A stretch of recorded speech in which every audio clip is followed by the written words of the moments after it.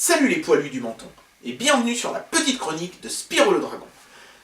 Après le test de la Teclast 78+, qui a un petit peu tourné court à cause d'un processeur qui ne tenait pas ses promesses, aujourd'hui je vais tester un produit qui, lui je l'espère, tiendra ses promesses, et je l'espère d'autant plus que, pour la première fois je crois bien dans l'histoire de ma chaîne, c'est le fabricant en personne qui m'a envoyé le produit et non pas un revendeur.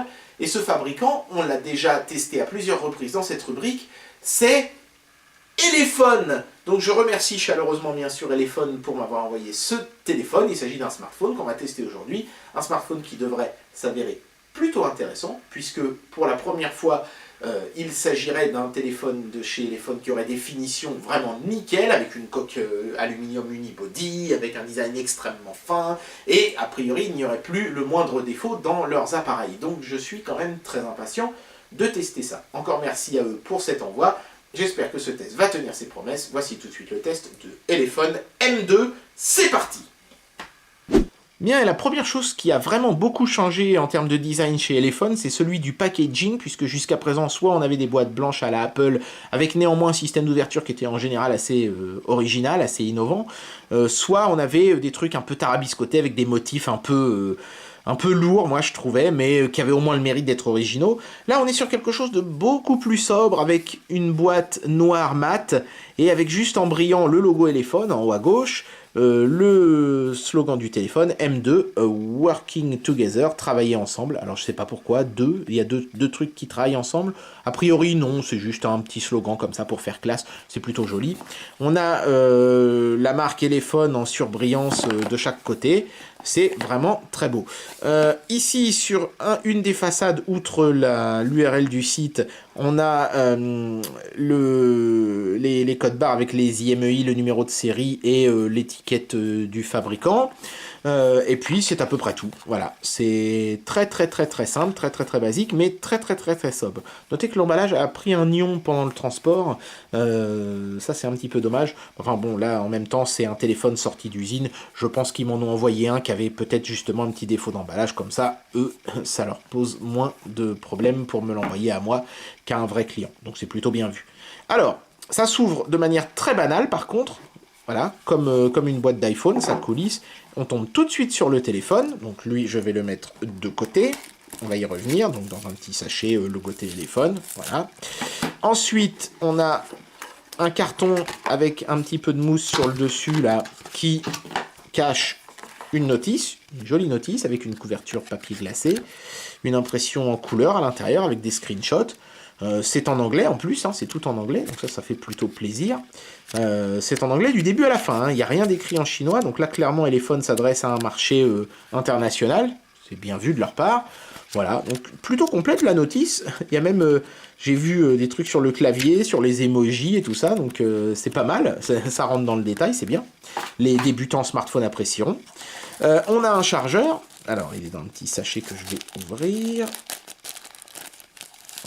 Voilà, tac. Alors, on a un chargeur. Hop là, logoté Elephone. Une brique assez balèze.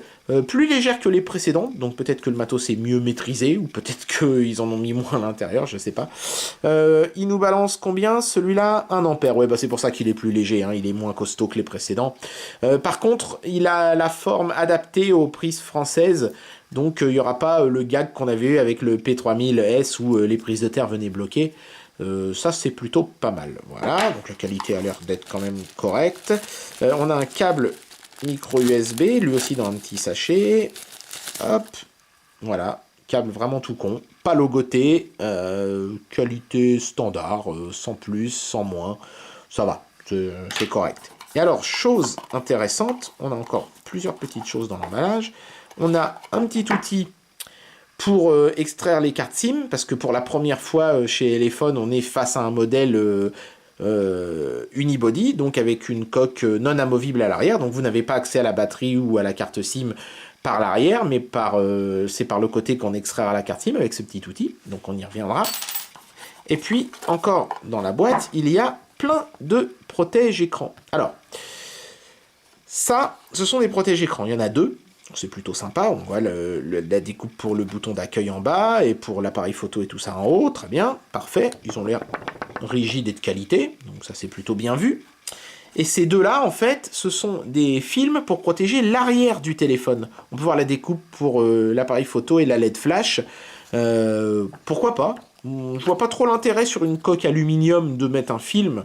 C'est plutôt sur une coque en verre que moi je mettrais ça. J'aurais peur que ça colle pas très bien, en plus sur de l'alu, mais bon, ça a au moins le mérite d'être fourni, et en plus, il y en a deux de chaque. Donc, je veux dire, vous avez de la matière pour bien protéger votre téléphone. Ça, c'est quand même plutôt appréciable. Donc, merci Elephone pour la richesse du packaging. Voilà. Maintenant, on va passer tout de suite au téléphone. C'est parti. Bien, donc, on va commencer par enlever le plastique. Voilà. Ensuite, on arrive directement sur le téléphone en lui-même. Donc, premier constat, il est grand, hein, c'est un 5,5 pouces, donc un beau bébé. Le design, la couleur, c'est doré, mais il existe aussi en blanc et en noir, je crois.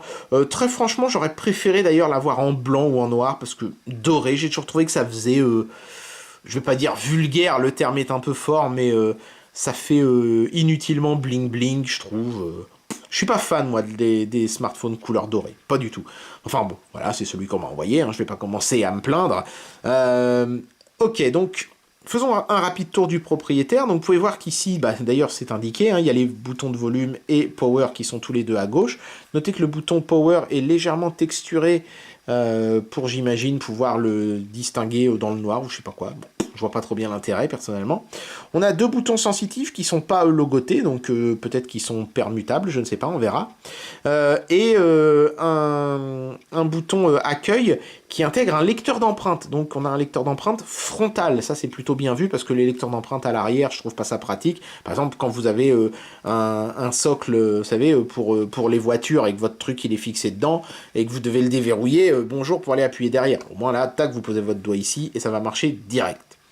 Voilà, donc ici on a une LED de notification, un capteur photo avant, je crois qu'il fait 5 mégapixels, oui c'est ça. On a un haut-parleur pour les appels téléphoniques bien sûr, capteur de luminosité et de proximité, donc c'est plutôt complet, et donc le fameux Touch ID.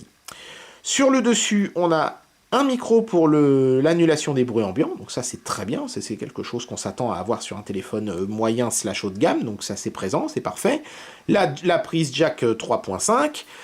Sur la façade inférieure, on a la prise micro USB, le micro pour les conversations, et on a deux haut-parleurs stéréo. Voilà, donc ça c'est plutôt sympa d'avoir de la stéréo sur le smartphone, même si, bon...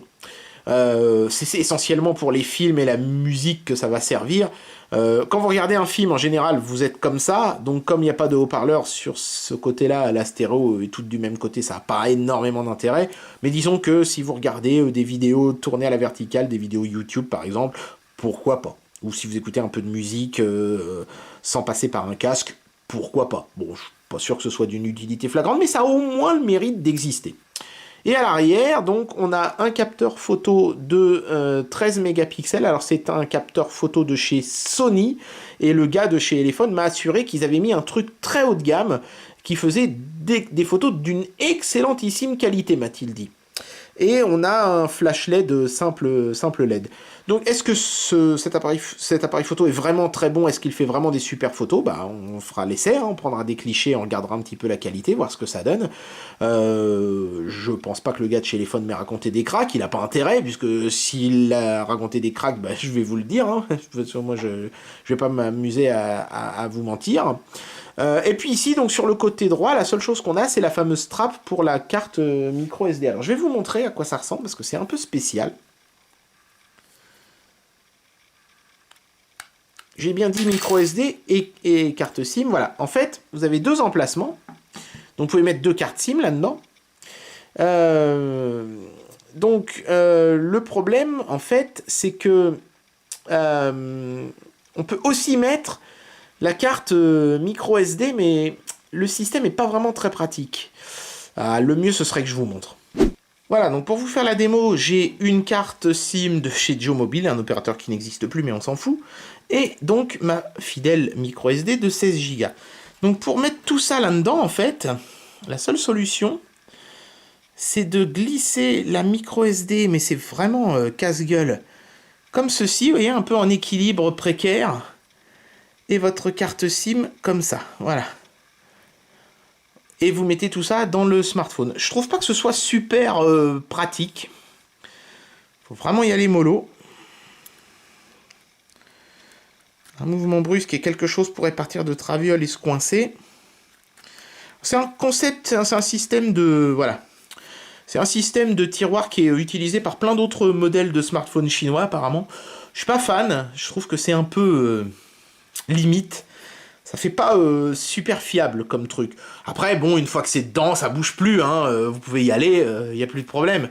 Mais si vous êtes du genre à changer de SIM souvent ou à changer de carte micro SD souvent, bon, c'est à prendre en considération. C'est pas le meilleur système du monde. Bon, ça fait le taf, c'est le principal.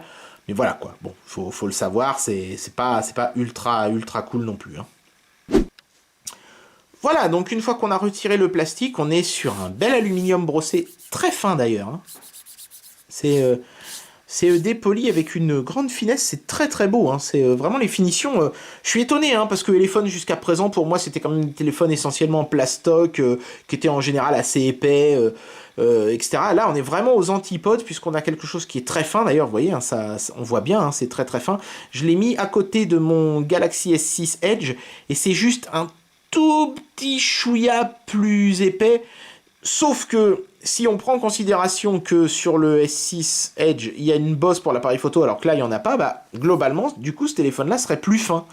À l'endroit le plus épais, le Galaxy S6 Edge est plus épais que ce téléphone-ci, qui, lui, n'a pas d'appareil photo qui dépasse du tout. Donc, c'est mieux à cet égard-là que Samsung et même que Apple. Après, évidemment, le design, c'est très subjectif. Moi, par exemple, j'aime pas trop ces bandes noires, là, en haut et en bas.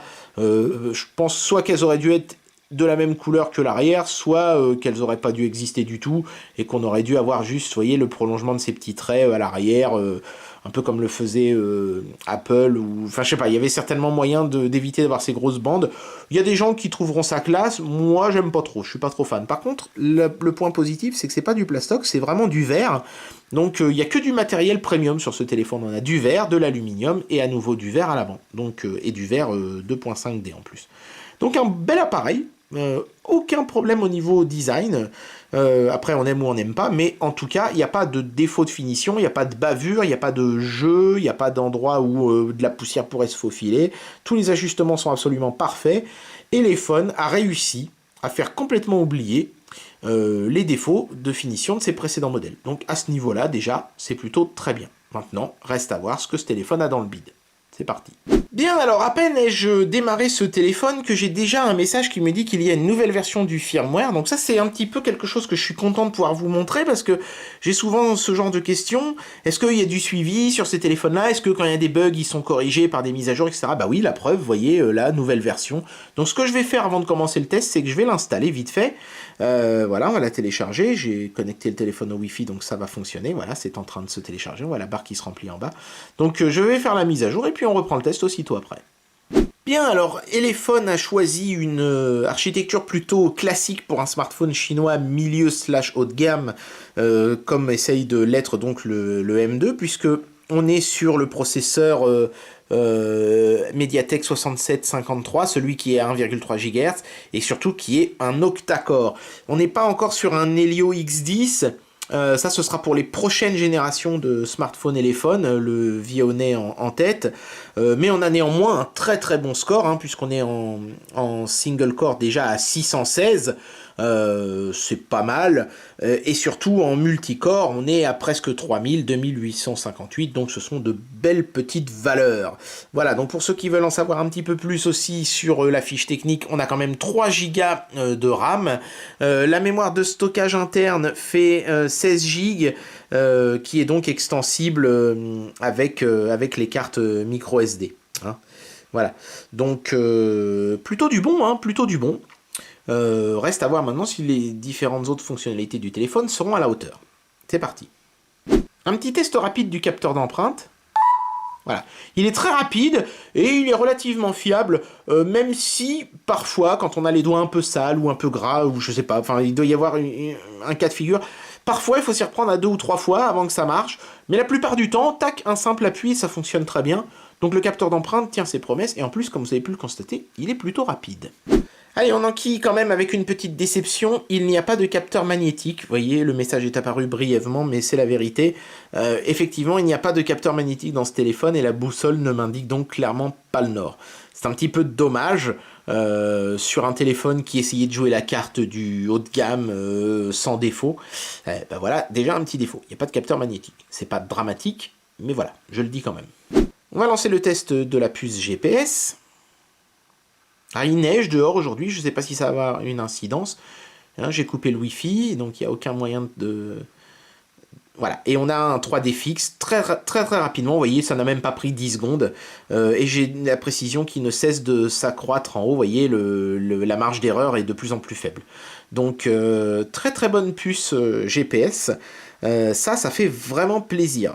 Alors, sur ce grand écran de 5,5 pouces, la lecture des bandes dessinées ne pose pas un réel problème, d'autant plus qu'on est sur du Full HD, mais évidemment, ça reste quand même petit pour lire les BD belges qui théoriquement sont en format A4. Hein. Mais c'est quand même lisible, à une distance raisonnable de l'écran, vous voyez qu'on arrive quand même à lire le texte, et il n'y a pas de pixelisation, ça reste net. Donc c'est faisable et c'est plutôt agréable. Les couleurs et le contraste du téléphone me semblent peut-être un petit peu pâles, mais c'est peut-être aussi le scan de la BD qui est pas terrible. Hein. On verra ça plus en détail quand on va regarder un film, et c'est maintenant.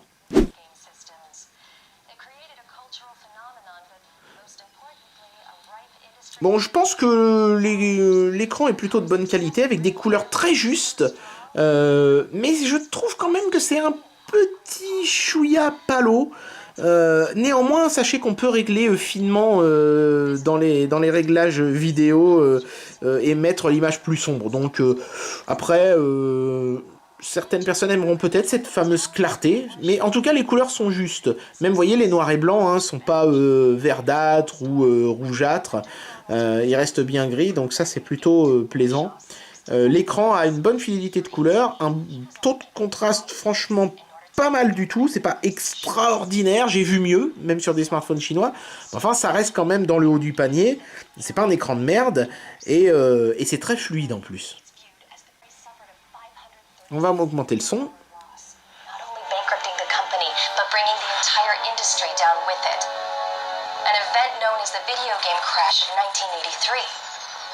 As a result of overproduction, over 2 million copies of the game were said to have been buried somewhere in the New Mexico desert. And that is why we at Cockburn... Bon, c'est pas mal, le son est fort, clair, ça sature un chouïa dans les médiums quand même, ça chatouille un petit peu les tympans, mais le son est vraiment net et puissant. Et c'est peut-être d'ailleurs pour ça que ce sera intéressant d'avoir deux haut-parleurs, c'est que forcément deux haut-parleurs vous permettront d'avoir un son plus puissant qu'un seul. Ça paraît évident, je le précise néanmoins. Donc, bonne expérience sonore, pas non plus la meilleure que j'ai jamais entendue, mais ça reste franchement très correct.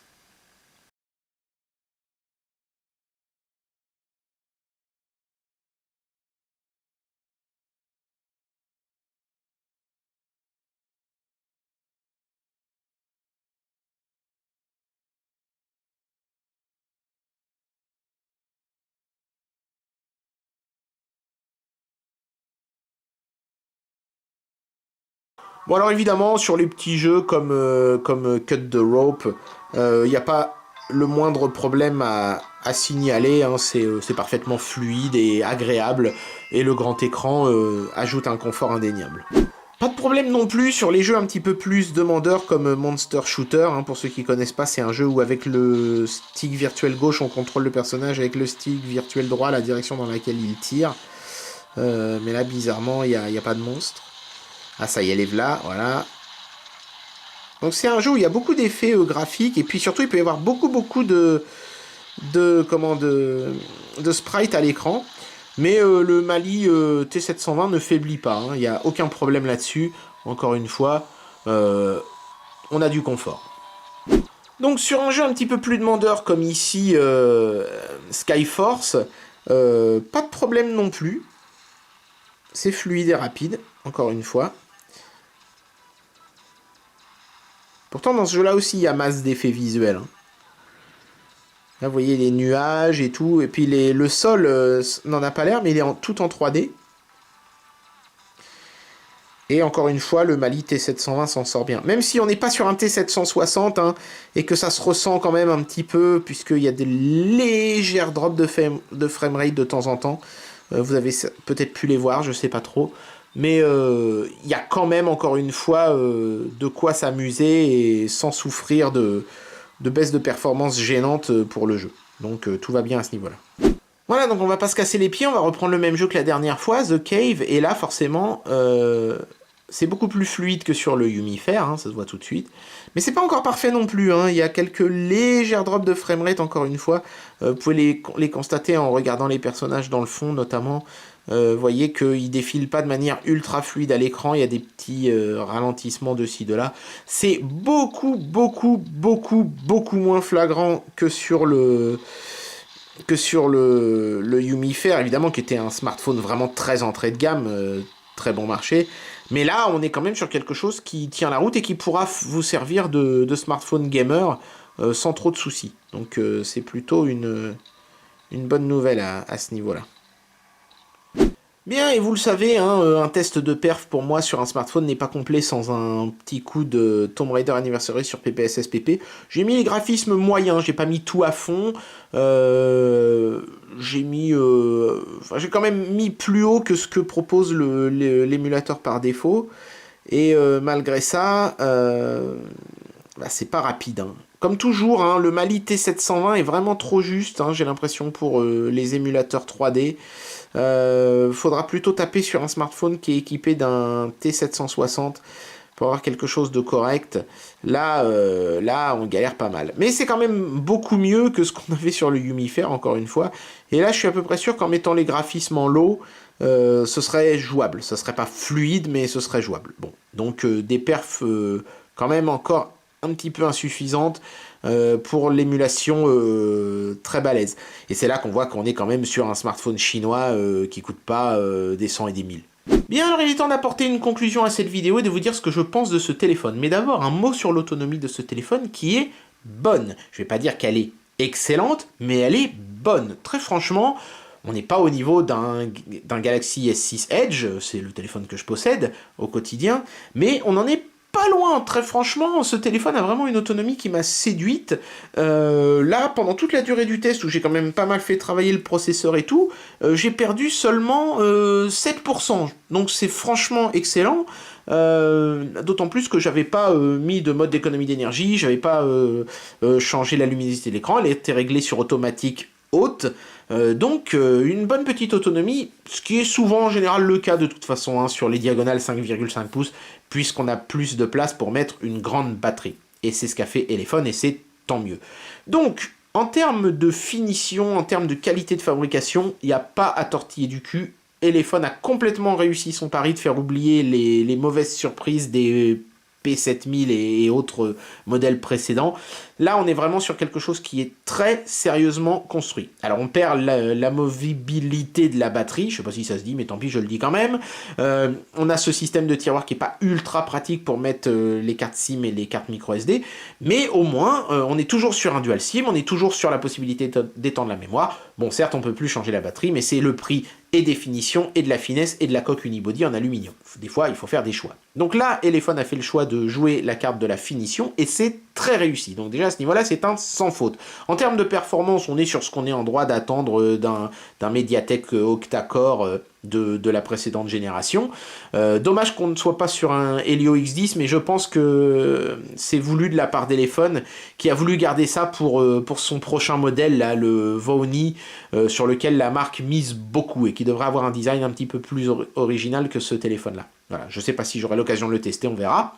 Mais on a quand même de très bonnes performances, on peut jouer à des jeux demandeurs dans de bonnes conditions, en dépit de la haute résolution de l'écran. Il n'y a que sur les émulateurs vraiment chiadés que ça va clairement ramer et que ce ne sera pas utilisable. Donc à ce niveau-là, pas de déception non plus. Donc est-ce que ce téléphone mérite la note parfaite de 5 sur 5 ? Non. Il n'est pas passé loin, très franchement il n'est pas passé loin, mais à cause du T720 J'aurais préféré un T760 et avoir de meilleures perfs graphiques. Déjà, il va perdre une demi-étoile, on va dire, parce que bon, faut quand même pas oublier qu'on est sur un téléphone pas cher.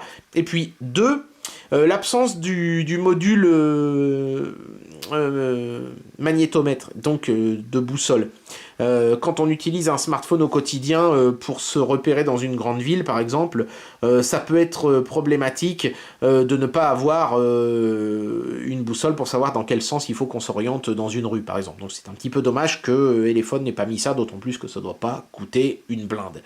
Donc pour ces petits défauts pas bien méchants, mais qui sont néanmoins présents et qui méritent d'être évoqués, je vais enlever une étoile et je vais donner à ce smartphone la note de 4 sur 5. Ça reste un excellentissime smartphone, certainement un des meilleurs rapports qualité-prix du moment. Elephone a complètement réussi à faire oublier ses erreurs du passé, et je pense qu'on peut le dire aujourd'hui, Elephone est à nouveau, avec des smartphones comme celui-ci, une marque à suivre de près. Et bien voilà, c'était le test de ce Elephone M2, un smartphone qui m'a très agréablement surpris. Elephone a vraiment envie de faire oublier les erreurs du passé du P7000, avec un produit dont les finitions sont vraiment impeccables, les performances au rendez-vous. Compte tenu du prix, on n'est franchement pas volé, c'est même tout le contraire, c'est une excellente affaire ce smartphone. Prochainement, Elephone va se lancer dans des produits encore plus ambitieux avec les tout derniers processeurs de chez Mediatek. Donc je vous suggère vraiment de surveiller cette marque de près. Je pense qu'ils vont nous surprendre dans les mois et les années, j'espère pour eux, à venir. Voilà. Prochainement, je devrais pouvoir certainement tester une smartwatch de chez eux, ils m'en ont parlé, mais apparemment elle n'est pas encore sortie, donc je vous tiendrai au jus si ça se fait, j'en suis pas encore sûr, on verra. Et en attendant, je vous dis à très bientôt pour une prochaine vidéo. Allez, tchuss!